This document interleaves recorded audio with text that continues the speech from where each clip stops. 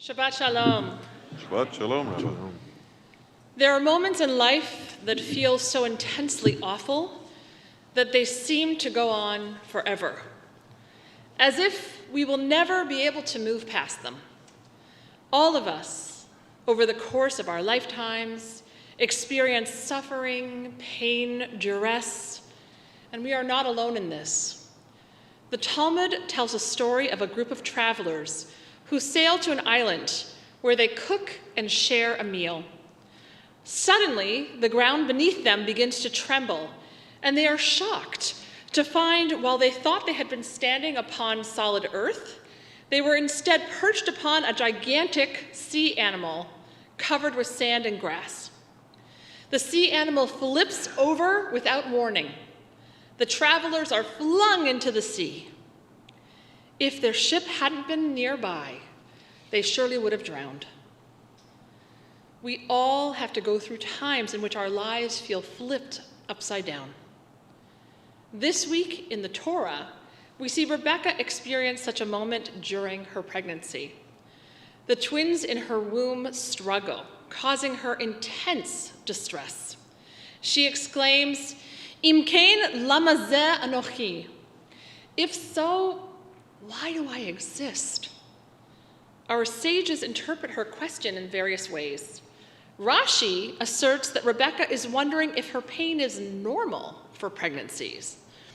He also asserts that her question is really a foreshadowing of a painful relationship between the twins, Jacob and Esau.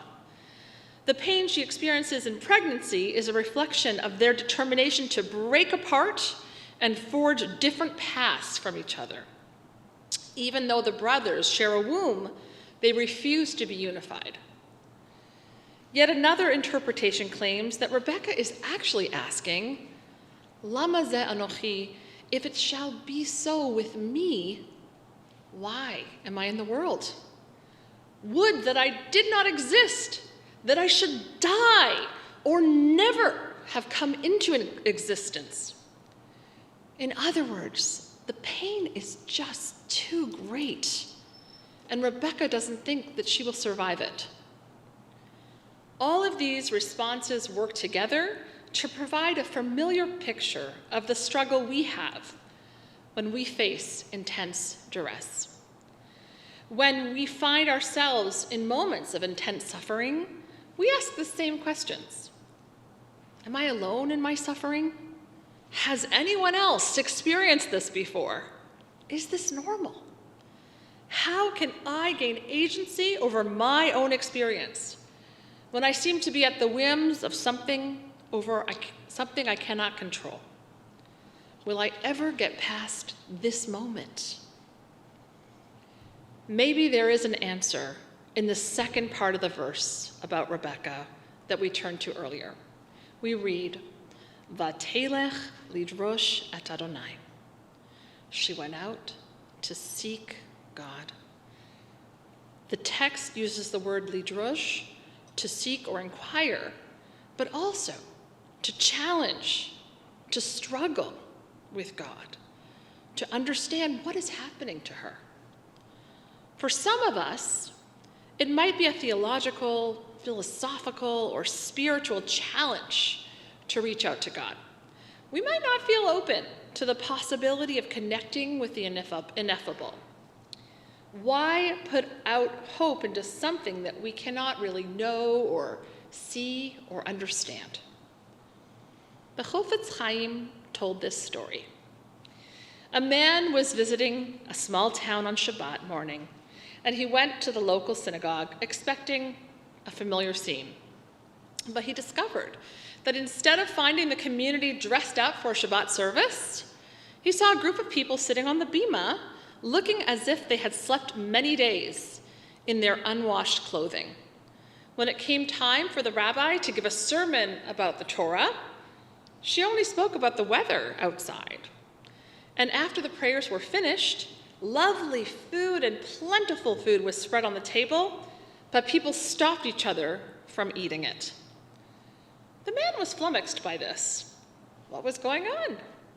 Finally, he pulled aside one of the locals and asked, "What is going on here?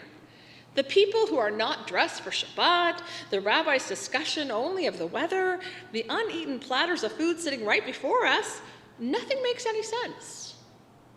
The local man explained, those scruffy-looking people had been unjustly imprisoned, and the community worked long and hard to earn their freedom.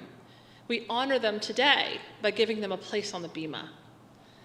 The rabbi only spoke of the weather because there has been an unusual drought this season, and as a community of farmers, we are deeply worried about our crops.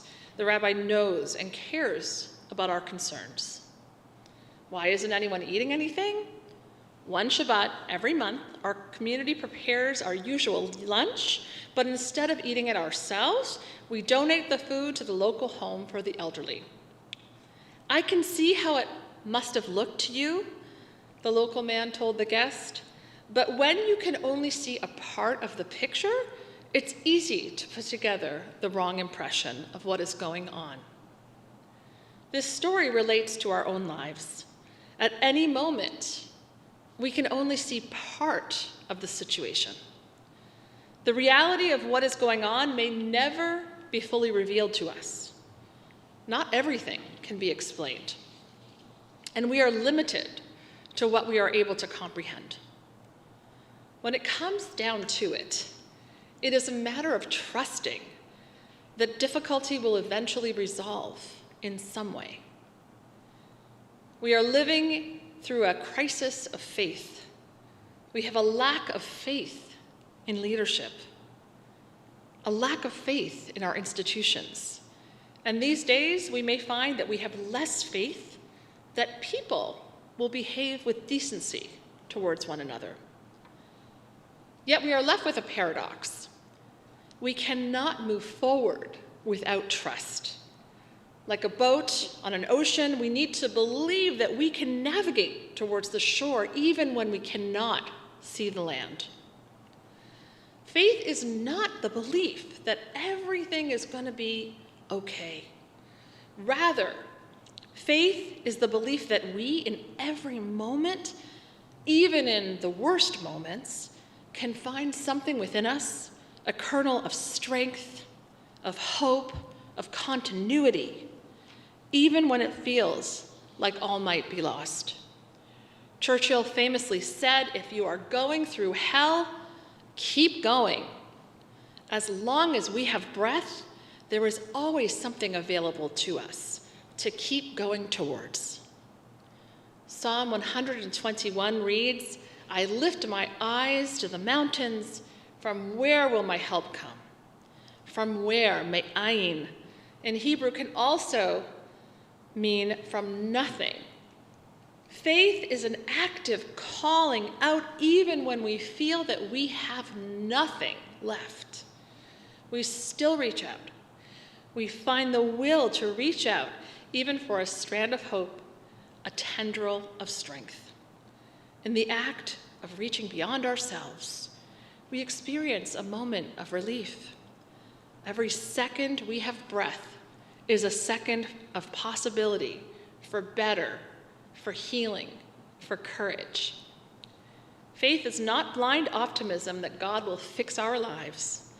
Even when we have been tossed into the sea, faith lies in the knowledge that we have something to hold on to. Psalm 121 ends, the sun will not smite you by day, nor the moon by night. Adonai will guard your going and your coming now and forever. Shabbat Shalom.